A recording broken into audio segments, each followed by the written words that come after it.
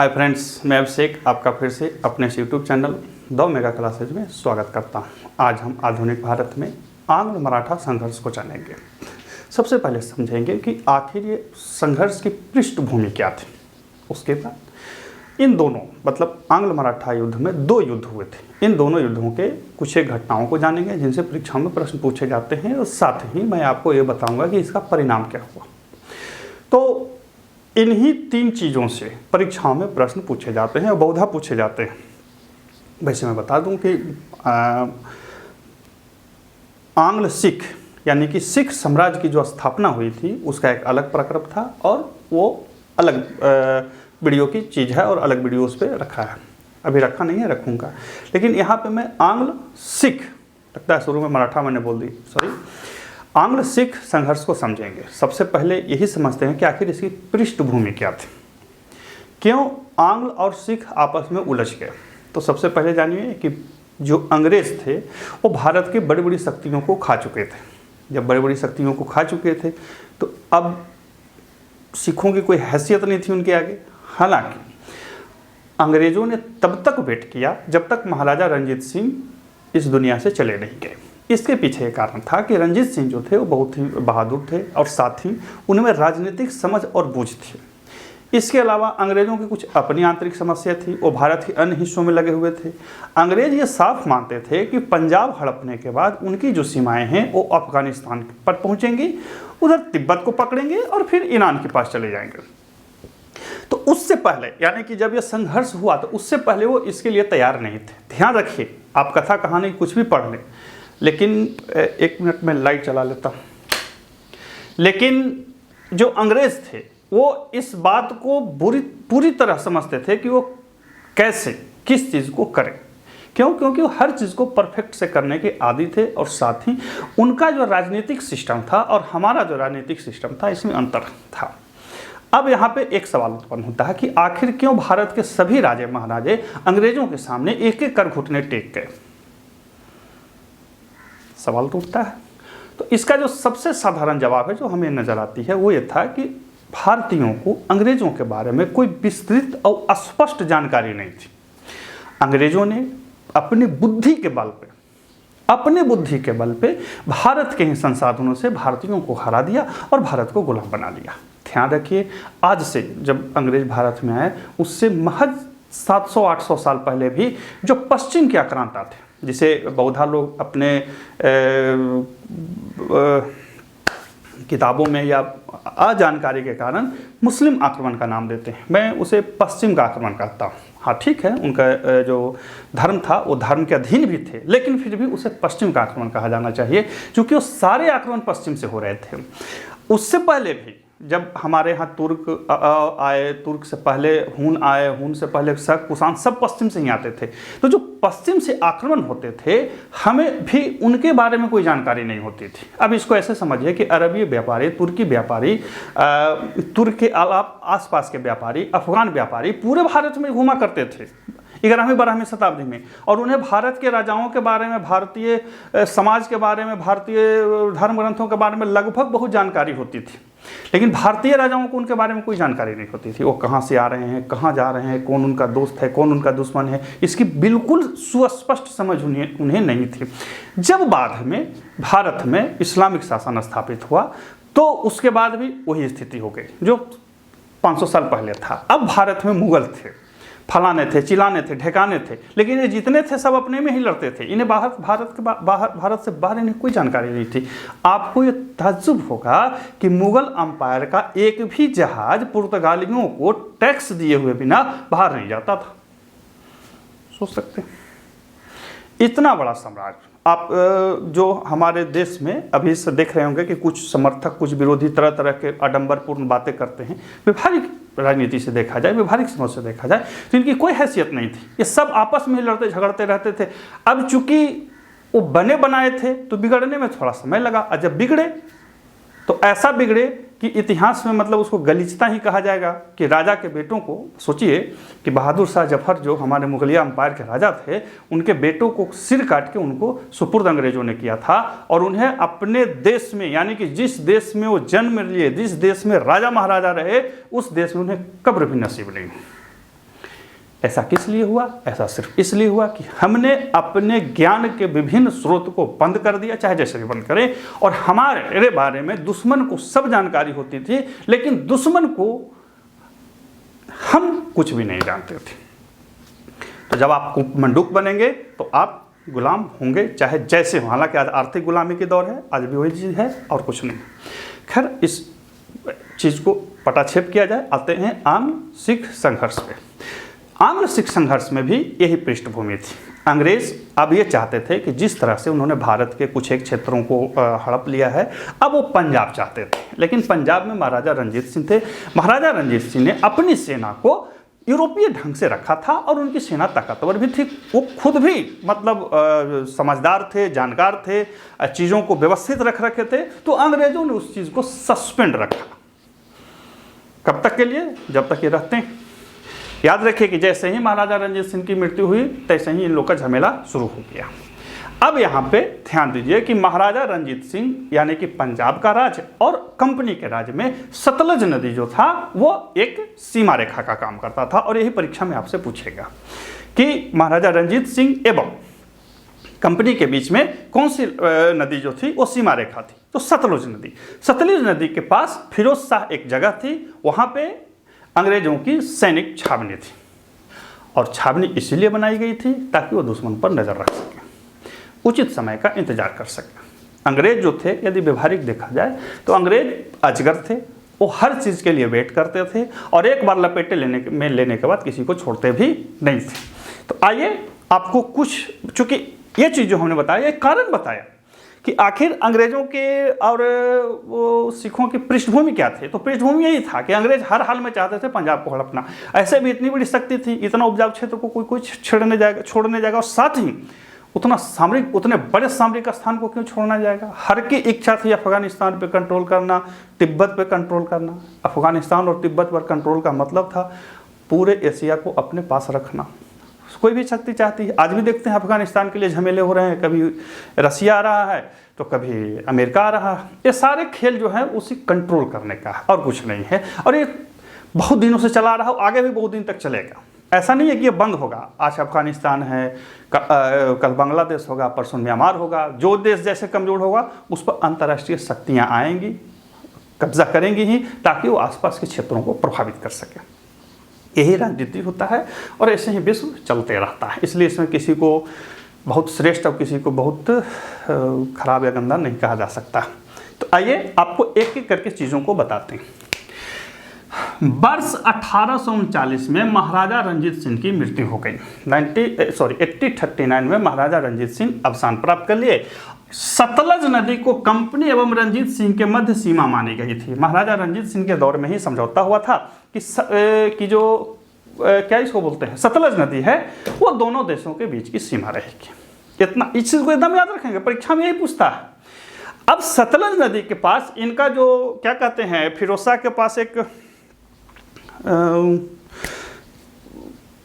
सैनिक छावनी थी। तो इनके सैनिक जो थे हमेशा अतिक्रमण कर देते थे। करना ही था, इनका काम यही था, लड़ना झगड़ना, ताकि उकसा करके हम कर लें। जब महाराजा रंजीत सिंह की मृत्यु हुई तो उनके अपने राज्य में आंतरिक कलह हो गई।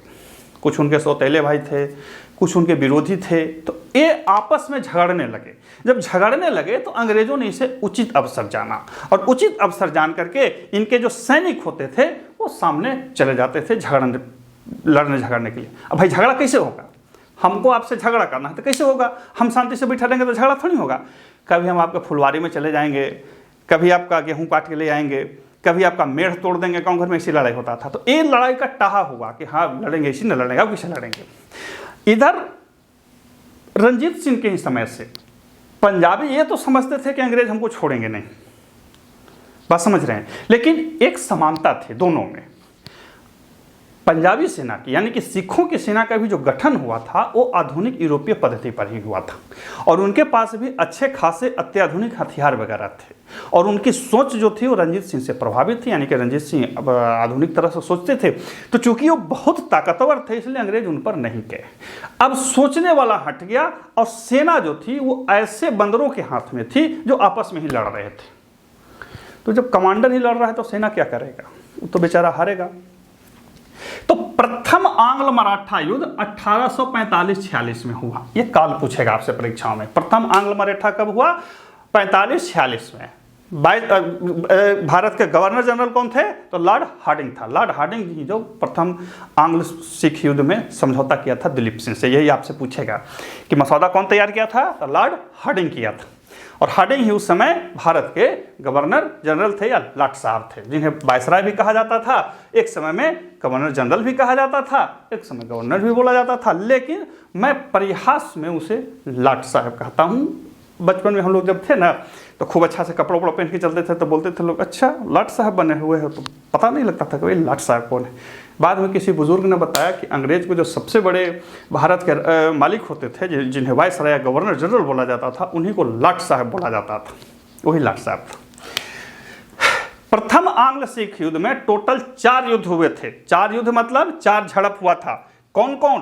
पहला हुआ था मुदकी। मुदकी का जो झड़प हुआ था 18 दिसंबर 1845 को हुआ था। दूसरा जो हुआ था फिरोज शाह, जो हमने बोला कि वहां सैनिक छावनी थी, ये हुआ था 21 से 22 दिसंबर 1845। तीसरा जो हुआ था वो अलीवाल जो है वो युद्ध हुआ था 28 जनवरी 1846 को। और लाहौर के पास एक जगह थी सुबारहान में झड़प हुआ था 10 फरवरी 1846 को। ये युद्ध में ये बुरी तरह से पिटा गए, मतलब हार गए सिख सेनाएं।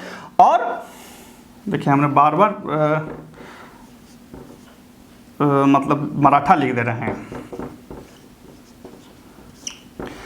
तो प्रथम आंग्ल सिख युद्ध लाहौर की संधि मार्च 1846 से समाप्त हुआ।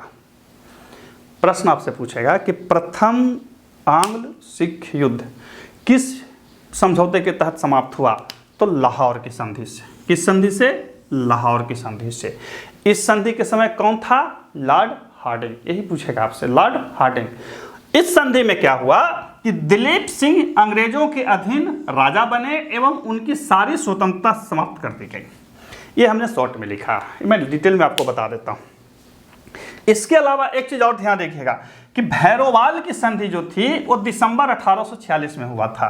तो आंग्ल सिख युद्ध जो 1845 से 1849 तक चले, इसमें टोटल 2 युद्ध हुए थे, जिसमें प्रथम आंग्ल सिख युद्ध जो था 1845-46 में हुआ था। लॉर्ड हार्डिंग वायसराय था, गवर्नर जनरल था भारत का, सॉरी बार बार मैं वायसराय बोला, गवर्नर जनरल था।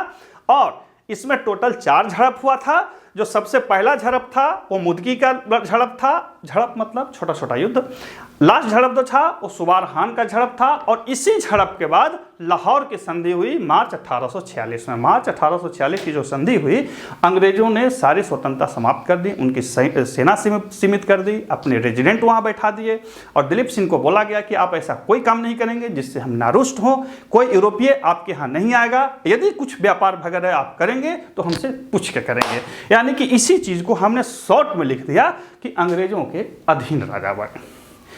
यानी कि अंग्रेजों ने अभी वहां राजा तो रखा, लेकिन हर वो इच्छा अपनी उन पर सौंप दी जो वो चाहते थे। इसके अलावा अंग्रेजों ने यह भी कहा कि अब अंग्रेजी सेनाएं पंजाब में कहीं भी आ जा सकती हैं, आप रोकेंगे नहीं। यानी कि मैंने शुरुआत में ही बोला कि उनकी इच्छा पंजाब ही थोड़ी थी, उनकी तो इच्छा अफगानिस्तान तक थी, तिब्बत तक था। इधर से वो ईरान को कंट्रोल करना चाहते थे, अरबियंस को कंट्रोल करना चाहते थे। उनकी इच्छा सिर्फ भारत के ही जीतने की नहीं थी, उनकी इच्छा बहुत आगे तक थी। हाँ, प्रथम आंग्ल सिख युद्ध में ही भैरोवाल की संधि हुई थी। भैरोवाल की संधि इसलिए हुआ था ना कि वहाँ की एक महारानी थी, वो बार बार डिस्टर्ब कर रही थी। तो अंग्रेजों को लगा कि ऐसे ठीक नहीं रहेगा, तो उन्होंने उस महारानी को हटा दिया। जिंदा नाम था उनका, उनको हटा दिया। जिंद या जिंदा ऐसा नाम था, उनको हटा दिया वहाँ से। और वहाँ पे 8 सिखों की एक परिषद बना दी और फिर वहाँ पे राज चलने लगा। लेकिन अंग्रेज इतने से संतुष्ट नहीं थे। इधर पंजाबियों में भी, यानी कि सिखों में भी आत्मग्लानि उत्पन्न हो गई। ये आत्मग्लानि थी कि भाई हम स्वतंत्र थे, हम सारी चीज़ें अपनी इच्छा से कर रहे थे, अभी अंग्रेज बीच में कहाँ से आ गए। तो ये जो लास्ट उबाल था उनका लड़ने का, वो फिर उनमें कुलाचे मारने लगा। और इसी के अधीन फिर हुआ द्वितीय आंग्ल सिख संघर्ष। तो द्वितीय आंग्ल सिख संघर्ष को भी देख लेते हैं एक नज़र से अच्छी तरह से, तब तक आप इसको नोट करना चाहें नोट कर सकते हैं।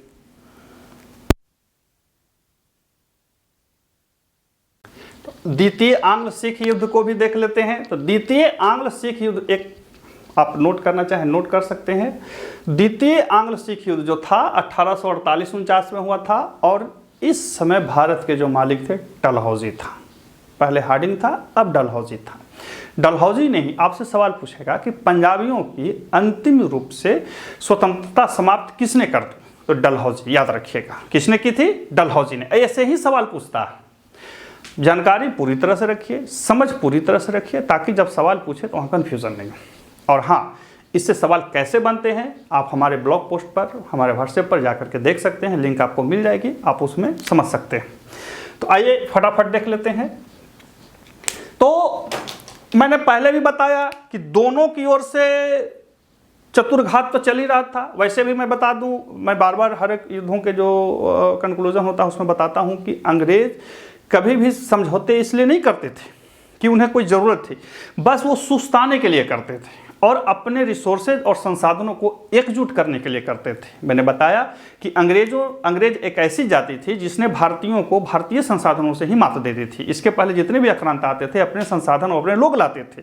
अब अंग्रेज जो है वो भारत में कोई लोग नहीं लाए, कोई बहुत बड़े संसाधन नहीं लाए, अपने विवेक से और यहाँ के लोगों को आपस में लड़वा झगड़वा करके जीत लिए। तो ये अंग्रेजों की सबसे बड़ी चतुराई थी। तो जो द्वितीय आंग्ल सिख संघर्ष हुआ उसमें कुछ एक युद्ध हुआ था, जिसमें एक था 1848 का रामनगर का युद्ध।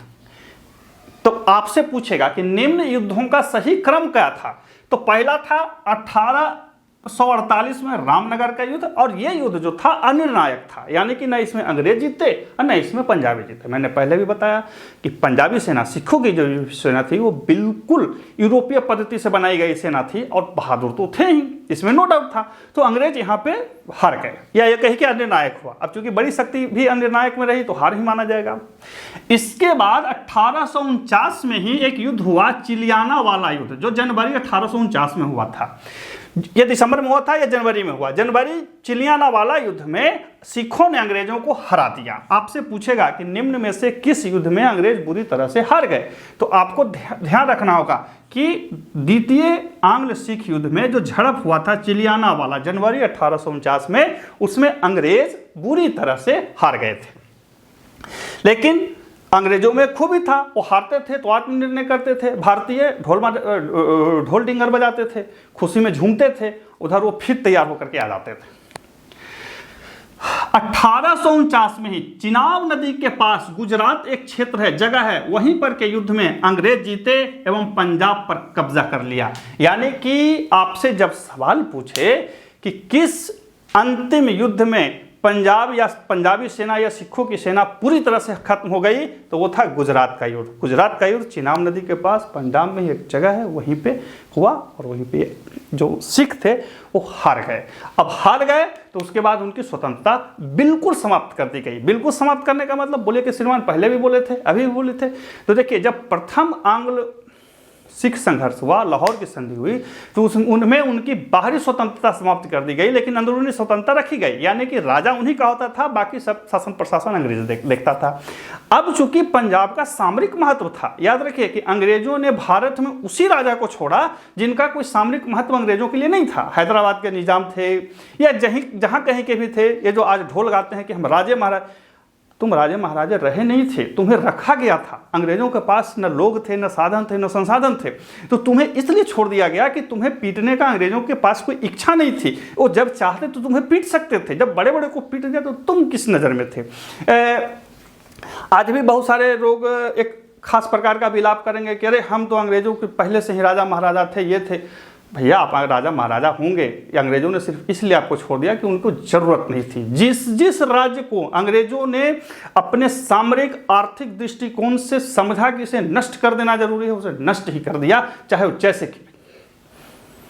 आधुनिक इतिहास को पढ़ते हुए इस चीज़ को जरूर ध्यान रखिएगा। पीसीएस में परीक्षाओं में आपसे पूछेगा, इंटरव्यू में भी पूछेगा कि जब बड़े बड़े राज्य नष्ट कर दिए गए तो निजाम को क्यों रखा गया, फलाने को क्यों रखा। निजाम ही नहीं, चूंकि निजाम बहुत बड़ा शासन था तो इसलिए, जैसे जूनागढ़ को ही रखा गया, इसको रखा गया, उसके छोटे छोटे राज्यों को क्यों रखा गया, इसलिए रखा गया कि अंग्रेजों के लिए इनका महत्व सिर्फ इतना ही था कि ये अंग्रेजों की तरफ से लाठी भांजे, इसके अलावा इनकी कोई उपयोगिता नहीं थी। तो चूंकि पंजाब एक बड़ा प्रांत था, सामरिक दृष्टिकोण से महत्वपूर्ण था, आर्थिक दृष्टिकोण से महत्वपूर्ण था, इसलिए इसकी स्वतंत्रता पूर्ण रूप से समाप्त कर दी गई। हालांकि वहाँ पे छोटे छोटे राज्य जैसे पटियाला वगैरह था राज्य था, उसको रहने दिया गया। अब जनता है तो उसके सामने वो अपना राजा होना चाहिए ना, जो खूब अच्छा से दारू पिए, सिगरेट चले, हाथी पर चढ़े, ताकि लोगों को लगे कि हाँ हमारा राजा चल रहा है, जबकि वो अंग्रेजों के कान खींचने पर चलते थे। तो 1849 में ही चिनाब नदी के पास गुजरात नामक युद्ध में अंग्रेज पूर्ण रूप से जीते। यही आपसे पूछेगा किस नदी के तट पर पंजाबियों को फाइनली अंग्रेजों ने हरा दिया? चिनाब नदी के पास। किस नदी के पास? चिनाब नदी के पास। राजा दलीप सिंह को पेंशन देकर लंदन यानी कि इंग्लैंड भेज दिया गया और कोहिनूर हीरा को छीन लिया गया। कोहिनूर हीरा जो था शाह शुजा के पास था, उससे छीन लिए थे महाराजा रंजीत सिंह। महाराजा रंजीत सिंह से होते होते दिलीप सिंह के पास था, दिलीप सिंह को भेज दिया गया इंग्लैंड कि भैया अब जाओ, चूंकि अल्पव्यस्त था तो छीन लिया गया और कोहिनूर हीरा भी ले लिया गया। वही कोहिनूर हीरा फिर महारानी एलिजाबेथ के मुकुट में लगा दी गई। तो दिलीप सिंह क्या ले लिए? पेंशन दे दिया गया।